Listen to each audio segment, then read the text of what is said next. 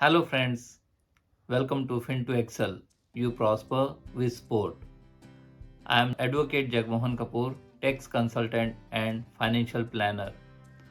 Today we are going to discuss about NRO and NRE accounts, how to transfer funds from NRO to NRE account as well as from NRE to NRO accounts. दोस्तों, सबसे पहले हमें ये समझना होगा कि कितने तरह के बैंक अकाउंट्स होते हैं। पहला bank account saving bank account, जो कि सिर्फ और सिर्फ एक रेजिडेंट के लिए परमिसिबल है एज पर आरबीआई नॉर्म्स। एक non resident person saving bank account नहीं रख सकता।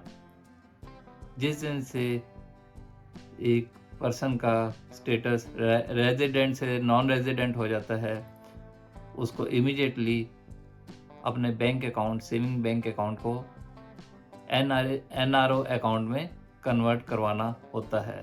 This is a FEMA compliance. अगर एक non resident saving bank account hold कर रहा है तो that means it is a non compliance of FEMA, foreign exchange management act की नेग्लिजेंस की जा रही है। दूसरा अकाउंट होता है एनआरओ अकाउंट।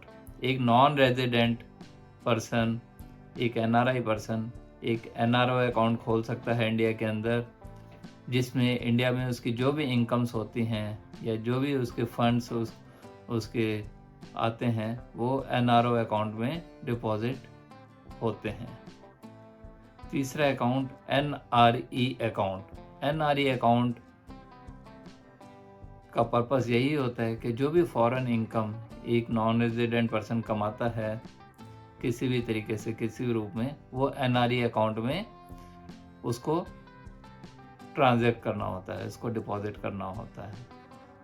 तो इस तरीके से ये तीन अकाउंट होते हैं, सेविंग बैंक अकाउंट, दूसरा एनआरओ अकाउंट, तीसरा एनआरई अकाउंट। तो ये NRO and NRE this is a FEMA act की कंप्लायंस होती है, जिसके अंतर्गत ये दोनों अकाउंट खोलने बहुत ज़रूरी होते हैं एक नॉन रेजिडेंट पर्सन के लिए।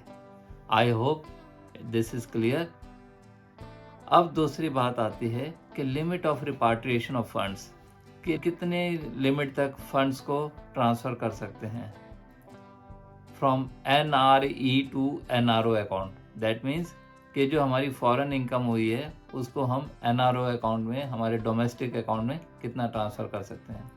तो दोस्तों, एनआरई अकाउंट से एनआरओ अकाउंट में ट्रांसफ़र करने के लिए कोई भी लिमिट नहीं है। क्यों?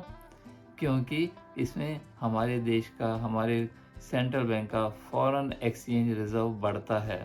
सो that's why our government welcomes more inflow from NRE to NRO accounts. और इसके कारण यहाँ पर कोई कंप्लायंस की ज़रूरत नहीं है। जितनी भी इनकम आप एनआरई अकाउंट में करते हैं, फॉरेन एक्सचेंज के रूप में करते हैं, वो आप एनआरई से एनआरओ में ट्रांसफ़र कर सकते हैं। अब बात आती है कि एनआरओ अकाउंट से एनआरई अकाउंट में ट्रांसफ़र करने के लिए क्या कोई लिमिट है? यस। एक non resident person NRO account से एनआरई अकाउंट में सिर्फ और सिर्फ $1 मिलियन पर फाइनेंशियल ईयर ट्रांसफ़र कर सकता है। क्यों? क्योंकि उस केस में हमारे देश की, हमारी कंट्री के करेंसी इंडिया से बाहर जा रही है, इसलिए उसके ऊपर रिस्ट्रिक्शंस हैं और वो $1 मिलियन पर फाइनेंशियल ईयर एक नॉन रेजिडेंट पर्सन ले जा सकता है। अगर इससे ऊपर नॉन रेजिडेंट ले जाना चाहता है, एक एनआरआई इससे ऊपर ले जाना चाहता है, तो उस केस में he needs approval from RBI.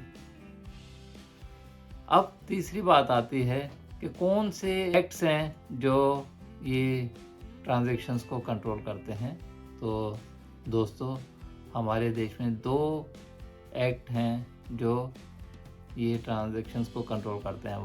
One is FEMA act, FEMA foreign exchange management act, और दूसरा है income tax act.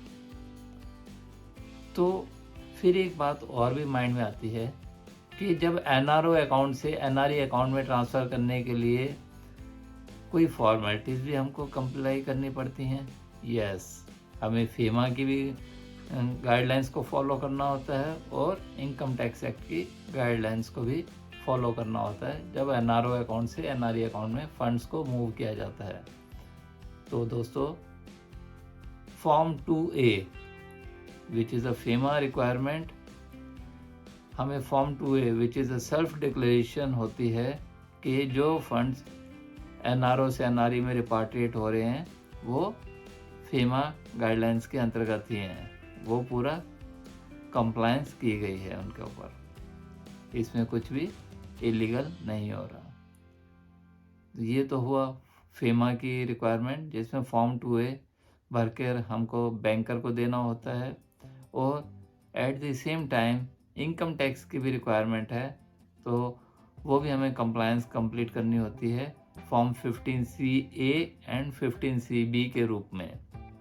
15CA is a self-declaration by NRI wherein he confirms that the funds are fully tax paid or tax exempt. Form 15CB, it is a certificate issued by chartered accountant or income tax assessing officer wherein they certify that the funds being repatriated are fully tax paid or tax exempt. तो दोस्तों, इस तरीके से एक NRI को ये 3 forms bank manager को देने होते हैं at the time of his request for funds transfer from NRO to NRE account. So form 2A as per FEMA requirement, form 15CA and 15CB as per income tax act. Thank you very much for watching this video, and we request you to subscribe our channel so that we can come up with more information on various topics. Thank you very much.